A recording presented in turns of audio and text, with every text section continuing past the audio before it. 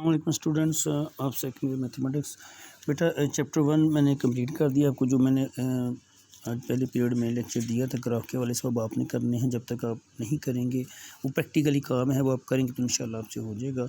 फिर भी कोई प्रॉब्लम हो पिछले चैप्टर में तो आप विदाउट एनी हेजिटेशन और मुझे भेजें। जो बच्चे काम भेजें वो गाहे बगाहे मैं चेक कर रहा हूँ, कुछ तो काम सही नहीं होता वो भी मैं बता दूँ, उसको सही करके भेजें वगैरह वगैरह। अगर किसी का रह गया है, मिस हो गया है, क्योंकि बहुत ज़्यादा मैसेज होते हैं, तो इसके रहेगा तो बेटा वो दोबारा रियलाइज़ करो, आदि दोबारा मैसेज कर दी सर मेरा फलां काम चेक नहीं हुआ, तो मैं इंशाल्लाह उसको भी चेक कर दूँगा। एक बात। दूसरी बात ये बेटा कि जो बॉयज़ साइड पे जो है ना वो सर काफ़ी आगे हैं, हम बहुत पीछे हैं। लेकिन मैंने खुद ही जानबूझ के थोड़ी स्पीड हल्की रखी थी, इसलिए ताकि हमें हमारा जो है कॉन्सेप्ट ज़्यादा अच्छे तरीके से क्लियर हो जाए।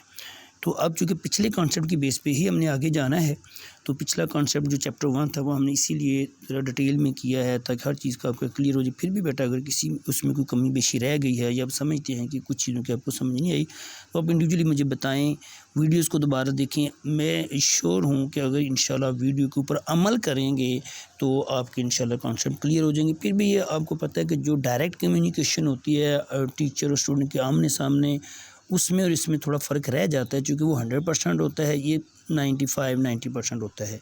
तो मैं बेटा फिर भी हर तरह से हाज़िर हूँ आपको समझाने के लिए, आपको टाइम देने के लिए, लेकिन पहले आप काम करेंगे तो फिर वो हल होगा। अब एज़ इट जो वीडियो में बताता हूँ मैं उसको वैसे ही करें, कुछ बुक्स को पढ़ें, उसके ऊपर अमल करने की कोशिश करें, जहाँ पे गलती है उसको बार बार चेक करें। मेथड सही होता है, हमारी ही मिस्टेक्स कहीं होती है, तो उसको बेटा आप चेक करें। अब हम चैप्टर नंबर 2 स्टार्ट करते हैं। इसमें मैं आज आपको थ्योरेटिकल लेक्चर देता हूँ, उसके बाद फिर इंशाल्लाह हम इसको प्रैक्टिकल करेंगे। थ्योरेटिकल चीज़ें आपकी बुक के अंदर अच्छे किस्में और बात नोट कर लें।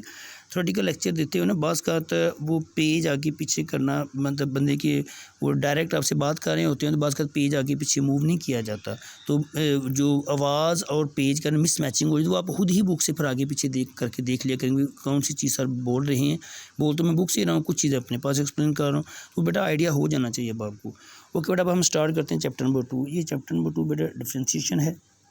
इंट्रोडक्शन में उसने बताया है कि किस तरह ये डिफरेंशिएशन चला, कौन कौन इसमें मैथमेटिशियन है, जैसे सर इसहाक न्यूटन है, इंग्लिश मैथमेटिशियन थे, और इसकी तरह गोटिफर्ड लेबनिज़ थे। ये मुख्तलिफ जो ये साइंसदानों ने काम किया, तो वो उसने अपने तौर पे किया, उसने अपने तौर पे किया, बाद में दोनों का रिजल्ट तकरीबन एक जैसा निकला, तो उससे फिर आगे ये डेवलपमेंट होती रही। तो हम मेजर टॉपिक की तरफ चलते हैं। जो मेन टॉपिक हमारा डिपेंडेंट एंड इंडिपेंडेंट वेरिएबल, इसके ऊपर भी हम बात कर चुके हैं। जैसे दूसरे पैराग्राफ में है कि we usually write y is equal to f f x, where f f x is the value of f at x belong to domain f. इनके डी एफ का मतलब होता है domain f, the domain of the function F.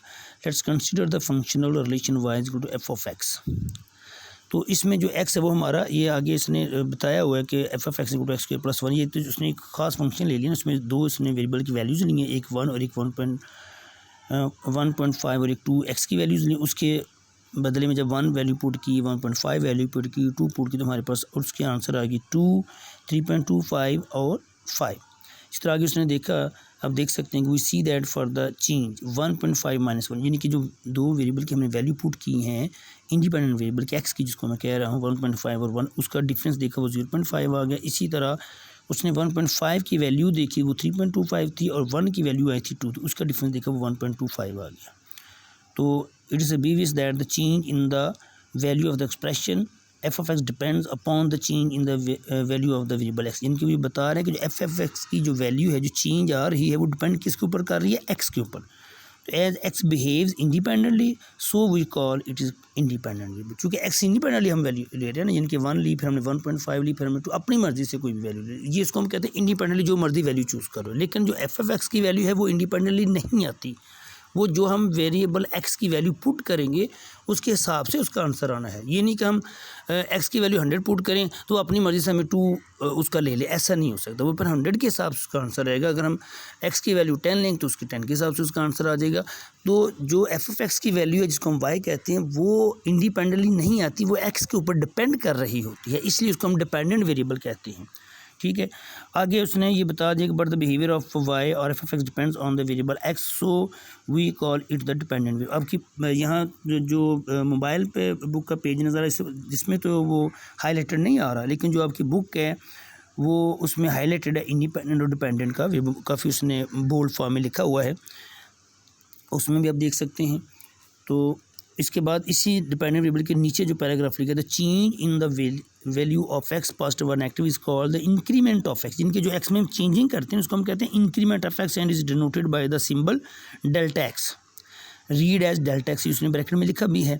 The corresponding change in the dependent variable y और f of x for the change, जिनकी x की वजह से चेंज है, ये delta x in the value of x is denoted by delta y, और या तो डेल्टा वाई इसको हम कहेंगे, और इसको हम वैल्यू कैसे फाइंड करते हैं, delta f is equal to f of x plus delta x minus f of x. यानी कि एक तो हमारे पास एफ ऑफ एक्स आ जाता है ना, वो हमारे पास एक वैल्यू है, और एक हमारे पास आ जाएगा वाई प्लस डेल्टा वाई।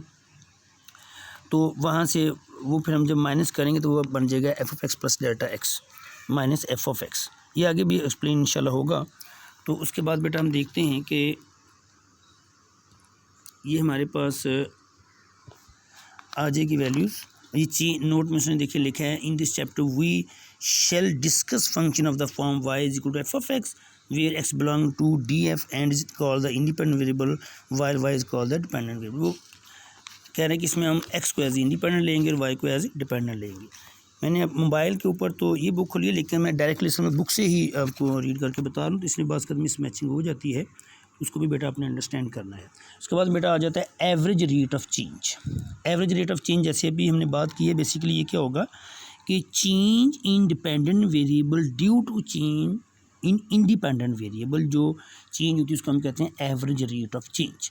जैसे सपोज पार्टिकल और an object is moving in straight line and its position from some fixed point after times t and t one और given by s t and s t one. ये जो S उसका distance का function आ जाएगा, ये जो भी इसका इंटरवल बने टाइम के हिसाब से, then the distance travelled in the interval time t one minus t where t one greater than t is this and this, and the difference question, इनके उसका जो क्वेश्चन बनेगा वो आ जाएगा s t one minus s t over t one minus t. Represents the average rate of change of distance over the time. जिनके ऊपर distance आ जाएगा, नीचे उसका टाइम है, जिसको हम कहेंगे average rate of change of distance over the time interval t1 minus t. If t1 minus t is not small, then the average rate of change does not represent an accurate rate of change near t. इसको आगे उसने table में explain किया है कि जब t की value 3 हो और वो चेंज हो कि 5 आ जाए तो फिर उसके आंसर के ऊपर क्या फ़र्क पड़ता है, यानी कि 9 आ रहा है। मतलब उसमें पुट करेंगे T1 T2, एक T1 आ जाएगा हमारे पास, जो बाद वाली वैल्यू जो छोटी वैल्यू है उसको हम T के तौर पे ले लेंगे, ये ऊपर वाला जो फंक्शन उसमें वैल्यू पुट करेंगे 9 आ जाएगी। पर ये एवरेज रेट ऑफ चेंज का मतलब होता है एवरेज स्पीड, ये भी ज़हन में रख रहे हैं, ठीक है। तो ये आपके पास 9 आ गया, फिर सेकंड पे 8 आ गया, फिर 7.5 आ गया। तो ये वैल्यू देखिए काफ़ी मतलब दूर दूर हैं, करीब करीब नहीं है। अब आगे देखें, we see that none of average rates of change approximate to the actual speed of the particle after 3 seconds. Now we construct table by taking small interval. अब वो कह रहे हैं कि हम स्मॉल इंटरवल लेते हैं, जिनके टी हमने 3 सेकंड लिया, उधर हमने टी लिया 3.1 सेकंड, इनके थोड़ा स्मॉल डिफरेंस ले लिया। तो इसका ये 3.1 सेकंड, इसका पहले मैं आपको मतलब पेज सामने कर लूँ। ये देखिए, ये पेज उसका आ गया कि जब हम टी ले लेते हैं 3 तो टी इक्वल टू आ जाएगा 3.1 सेकंड। तो यहाँ पे इसका जो आंसर आ रहा है एवरेज रेट ऑफ चेंज वो आ रहा है 7.1। फिर नेक्स्ट क्या आ रहा है, T3 है, T3.01, तो इसका आंसर है 7.01, फिर 7.001। तो अब देखिए काफ़ी मतलब करीब करीब आंसर हैं, 7.1, 7.01, 7.001 एंड सो ऑन, ठीक है। तो यहाँ से हमें अब देख सकते हैं above table shows that the average rate of change after 3 seconds approximate to 7 meter per second as the length of the interval becomes very very small. In other words, we can say that the speed of the particular is 7 meter per second after 3 seconds. हम कह सकते हैं कि after 3 seconds जो उसकी 7 meter per second speed है। If T1 is T plus delta T, इनके अगर T1 की वो कह रहे हैं कि जिसको हमने T1 माइनस टी को डेल्टा कहा था ना, उधर T1 माइनस टी को हम डेल्टा एक्स कहा था, या हम डेल्टा टी कह लेते हैं, तो उसकी जगह जब वो पहला एक्सप्रेशन है जो पिछले पेज पे हमने पढ़ा था, आपको अभी कहते हैं मैं दिखा देता हूँ। ये जो आपने पढ़ा था जी, इसमें ये आपके पास जो आ रहा है ST1 minus ST over T1 minus T, तो इसमें T1 माइनस टी की जगह जब हम इसको पुट करेंगे ना, तो ये हमारे पास आ जाएगा डेल्टा टी, यानी कि T1 is T plus delta T put करें, टी कैंसिल होकर डेल्टा टी रह जाएगा, ठीक है। एक फॉर्म वो है और एक फॉर्म ये है, ये भी उसी से ही हम ड्राइव कर रहे हैं। तो उसके बाद जब हम इसकी लिमिट लेंगे which represent the average rate of change of distance over the interval delta t और limit delta t tends to 0 provided this limit exist is called the instantaneous average rate of change of distance s at t. ठीक है, ये उसने एक basically differentiation का concept बताने के लिए छोटी छोटी चीज़ों को एक्सप्लेन की हैं। अब कायदा हम फंक्शन की फॉर्म में लेके चलते हैं। पहले हमने डिस्टेंस और टाइम के हवाले से हम बात कर रहे थे, एवरेज स्पीड के हवाले से बात करते हैं। अब उसी को लेके हम आगे चलेंगे, जैसे कि डेरिवेटिव ऑफ ए फंक्शन आ रहा है। इसमें हम देखें जी, let f of b a real valued function continuous in the interval x x one, subset है डी एफ, यानी कि जो डोमेन ऑफ एफ उसी का सब वैल्यू तो उसी में से आनी है। तो हमारा जो डिफरेंस क्वेश्चन बनेगा, ये जो ऊपर है f of x one minus f, ये जो चेंज इंडिपेंडेंट वेरिएबल, यानी कि f of x one minus f of x over due to change in independent variable x one minus x, ये हमने पीछे बात कर चुके हैं ना कि जो चेंज आती है, change independent variable due to change in independent variable, उसको हम कहते हैं रेट ऑफ चेंज या एवरेज रेट ऑफ चेंज। ठीक है, तो ये किसको रिप्रेजेंट कर रहा है? Represent the average rate of change in the value of f, यानी कि वाई वेरिएबल में with respect to the change in x one minus x in the value of independent variable x. ठीक है, तो change independent variable over change in independent variable का जो question बनता है, जो एक्सप्रेशन बनता है, उसको हम कहते हैं एवरेज रेट ऑफ चेंज। अब इसी की वो बात कर रहा है कि अगर एक्स वन अप्रोच करे एक्स को, एक्स वन अप्रोच करे एक्स को, एक्स वन जो अप्रॉक्सीमेटली एक्स के बराबर, तो वो फिर ये जो ऊपर हमारा फंक्शन बना इसमें लिमिट आ जाएगी, limit x one approaches x F of x one minus f of x over x one minus x provided this limit, इनकी इसमें लिमिट एग्जिस्ट करे। उसके बाद की हम बात करें कि is called the instantaneous rate of change of f with respect to x at x and is written as f dash of, यानी कि फिर इसी जो लिमिट की फॉर्म, एक स्पेसिफिक फॉर्म हमारी बनी, इसको हम कहेंगे एफ डैश ऑफ। यही चीज़ हम उसमें कर चुके हैं लिमिट में। ठीक है, जिसमें हमने वो स्पेशल फंक्शन डिफ़ाइन किए थे, तो हमारे पास वो आंसर, बल्कि हमने शुरू में फंक्शन की एक वैल्यू भी निकाल दी, वो लिमिट आया था ना, limit x tends to a x की power n minus a n over x minus a is equal to आया था n a n minus one.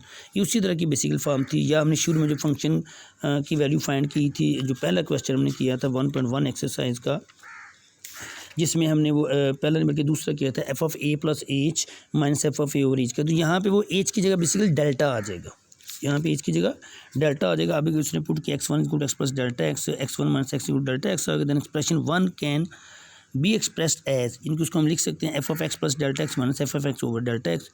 ठीक है, तो ये यहाँ पे जब हम लिमिट पुट करेंगे तो लिमिट आ जाएगी delta x tends to 0 f of x plus delta x minus f of x over delta x.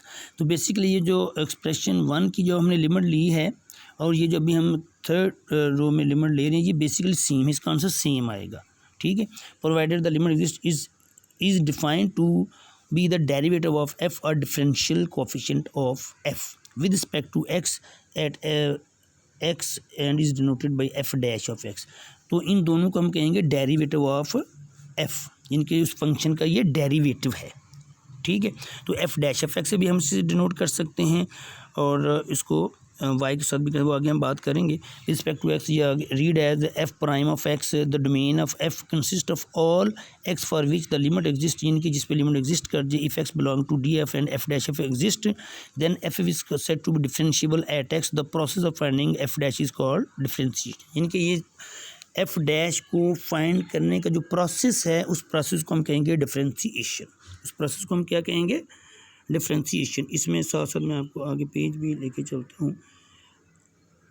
ये हम बात कर रहे थे कि डिफरेंशिएशन की भी जो मैंने जितनी बातें को बताई है ना, कि 1 2 3 के वाले से जो हमने पुट की x one x plus delta x x tends to this, इसमें वैल्यू पुट की तो हमारे पास आ गया limit f of x plus delta x minus f of x over delta x. ठीक है, तो इसको हम डिफरेंशियल कोफिशिएंट ऑफ एफ भी कहते हैं, ये डेरिवेटिव ऑफ एफ कहेंगे विद रिस्पेक्ट टू एक्स। और इस प्रोसेस का नाम, जो हम सारा काम करेंगे, मतलब फंक्शन लेंगे, फंक्शन में इंक्रीमेंट करेंगे, फिर हम इसकी वो डिवाइड करेंगे डेल्टा एक्स, फिर हम लिमिट लेंगे, इसको हम कहते हैं डिफरेंशिएशन। उसके बाद बात आ जाती है इसकी नोटेशन की। ठीक है, नोटेशन ऑफ डेरिवेटिव ये मुख्तलिफ होते हैं, जिसमें 3-4 स्टेप आ जाए। जैसे उसने यहाँ देखे नोटेशन फॉर डेरिवेटिव, पहले उसने फंक्शन लिया एफ ऑफ एक्स, ठीक है, फिर उसमें वाई प्लस डेल्टा वाई लिया, वो आ जाएगा F of x plus delta x. क्योंकि ये ज़हन में रखना है, जब हमने एक्स में चेंज करना है तो वो एक्स प्लस डेल्टा एक्स है, जब वाई में चेंज करना है तो वो वाई प्लस डेल्टा वाई आएगा। डेल्टा वाई का मुराद होगा कि वाई में जो थोड़ी सी चेंज हुई है, जो इंक्रीमेंट हुआ है। डेल्टा एक्स का मतलब जो एक्स वेरिएबल में थोड़ी सी इंक्रीमेंट हुई है, जो चेंज हुई है। ठीक है, तो इसके बाद फिर हम इस ये जो वाई प्लस डेल्टा वाई और f of x plus delta x, इन दोनों का हम डिफरेंस ले लेंगे तो वो ज़ाहिर बात है वाई वाई कैंसिल हो जाएगा और f of x plus delta x minus f of x आ जाएगा। ये दो तरीके हैं, या तो ये y is equal to f of x और y plus delta y is equal to f of x plus delta x, इन दोनों का डिफरेंस ले लेंगे, या ये जो दूसरा एक्सप्रेशन इसमें हम वाई को दूसरी तरफ ले जाएंगे और फिर वाई की जगह वैल्यू पुट कर देंगे एफ ऑफ एक्स। किसी भी तरीके से हम इसको कर सकते हैं, ये कोई प्रॉब्लम नहीं है। उसके बाद हम इसको डेल्टा एक्स से डिवाइड करेंगे। डेल्टा एक्स से देखें ना आपके पास जो लास्ट एक्सप्रेशन बचा आफ्टर डिफरेंस वो बचा है delta y is equal to f of x plus delta x minus f of x. तो इसको जब आप डिवाइड करेंगे, ये देखें ना आपका ये फोर मतलब इक्वेशन है, उसकी मैं बात कर रहा हूँ। Dividing both side of the 4 by delta x we get delta y over delta x is equal to f of x plus delta x minus f of x over delta x. ये form वही आ गई है जो हमने जैसे function की value find करता है f of A plus H minus f of a over H. तो यहाँ पे डेल्टा एक्स यूज़ कर रहा है एच की जगह और एक्स की जगह ए की जगह ये आ रहा है जनरल फॉर्म में, वेरिएबल की फॉर्म में। बेसिकल फॉर्म वही होती है पिछली, इसीलिए अब फंक्शन की वैल्यू पहले उधर आपको सिखाई गई थी। अब जब हम इस एक्सप्रेशन की लेफ्ट हैंड और राइट हैंड के एक्सप्रेशन की लिमिट लेंगे तो लेफ्ट हैंड जो लिखा है ना limit delta x tends to 0 delta y over delta x, इसको टेक्निकली हम कहते हैं d y over d x, यानी कि change in y due to change in x. ये ध्यान में रखें, d y over d x divide नहीं हो रही, यहाँ पे हम डी वाई को डिवाइड करना शुरू कर दें, ये असल में उसका सिंबल है। जैसे यहाँ पे उसने नोट में भी बताया आगे कि ये नोट के हवाले से मैं आगे आपको नई पेज पर ले जाता हूँ। इसमें 5 आ गया, 6 ये बटा आ गया, 6 वाला पेज, इसमें ये देखें आपको लिमिट आ गया जी, limit delta y over delta x, limit x tends to delta x tends to 0 f of x plus delta x minus f of x over delta x. तो आगे उसने लिखा है कि limit delta x tends to 0 delta y over delta x is denoted by d y over d x. तो इसको d y over d x को हम एफ डैश एक्स भी लिखते हैं, यानी कि एफ डैश एफ एक्स लिख लें या d y over d x लिख लें। जब हम फंक्शन को वाई की फॉर्म में लिखेंगे तो हम d y over d x लिख लेंगे, जब हम फंक्शन को एफ ऑफ एक्स की फॉर्म में लिखेंगे फिर हम एफ डैश एफ लिख लेते हैं। वो कितना प्रॉब्लम वाली बात नहीं है। तो ये जो ब्लू आपके मोबाइल पर नज़र आ रहा है, वीडियो में ब्लू या बुक में आपका ब्लैक सा नज़र आएगा, ये नोट में देखें the symbol d y d x is used for the derivative of y with respect to x, यानी कि ये सिंबल है बेसिकली एक डेरिवेटिव का with respect to x, and here it is not a question of d y over d x, यानी कि ये नहीं है कि डी वाई न्यूमिनेटर की फॉर्म में लिखा है और डी एक्स डिनोमिनेटर की फॉर्म में लिखा, तो हम इसको डिवाइड कर सकते हैं, यानी कि क्वेश्चन के तौर पे हमने इसको नहीं लेना, लिखा क्वेश्चन की फॉर्म में है लेकिन हमने इसको अंडरस्टैंड क्वेश्चन के तौर पे नहीं करना, हमने इसको पूरे d y over d x को एक सिंबल के तौर पर लेना है। ठीक है, बेसिकली सिंबल होता है डी ओवर डी एक्स, साथ आ जाता है वाई जिसका हम वेरिएबल ले रहे हैं। ठीक है, तो डी वाई और डी एक्स को एफ डैश एफ एक्स कहते हैं। इसी के नीचे अब देखिए मुख्तलिफ मैथमेटिशियन की नोटेशन यूज़ की हुई है, जैसे नेम ऑफ मैथमेटिशियन है लेबनिज, उसने नोटेशन यूज़ की थी डेरिवेटिव के लिए d y over d x और d f over d x. उसने चूँकि वो वाई भी ले लिया है या एफ ले लिया फंक्शन के तौर पर, फिर न्यूटन ने यूज़ किया एफ ऑफ एक्स और लैंग्वेज ने यूज़ किया एफ डैश ऑफ एक्स और काशी ने यूज़ किया डी एफ ऑफ एक्स। तो ये मुख्तलिफ नोटेशन है, आपको मुख्तलिफ नोटेशन का भी पता होना चाहिए, इसमें कोई प्रॉब्लम वाली बात नहीं है। आगे उसने लिखा if we replace x plus delta x by x and x by a then the expression f of x plus delta x minus f of x becomes f, यानी कि वो पिछला फंक्शन रिवाइज करें जैसे आपको बताया था कि वो जो S t one minus s t over t one minus T आया था। अब यहाँ से डेरिवेटिव वो पिछला फॉर्म लेके आने लगा है कि अगर हम एक्स प्लस डेल्टा एक्स की जगह एक्स ले आएँ और एक्स की जगह ए ले आएँ तो फिर हमारे पास ये जो एक्सप्रेशन नज़र आ रहा है ना f of x plus delta x minus f of x over delta x is written as f of x minus f of a over x minus a आ जाएगा। तो taking the limit of the expression 7 when x tends to a gives limit x tends to a f of x minus f of a over x minus a is equal to f dash of a. Here f dash of a is called the derivative of f at x equal to a. तो basically आप इस form में कर लें या वो delta x की form में कर लें, ये दोनों उसके डेरिवेटिव कहलाते हैं। ठीक है, इसमें आगे मैं आखिरी आपको बात बता के फिर ये वीडियो ख़त्म कर रहा हूँ। ये 7 पेज पे आप आ जाइए, यहाँ पे एक टॉपिक लिखा है, ये सारी जितनी मैंने आज बातें की हैं उन सब का लुब्बे लबाब जो है, यानी कि जो फाइनल जो काम वर्किंग असल में आपने वर्किंग रूल अप्लाई करें ना क्वेश्चंस के ऊपर, जब आपने क्वेश्चन सॉल्व करें उसके ऊपर ये हम वर्किंग रूल अप्लाई करेंगे, वो आ जाएगा finding f dash F x from definition of A derivative.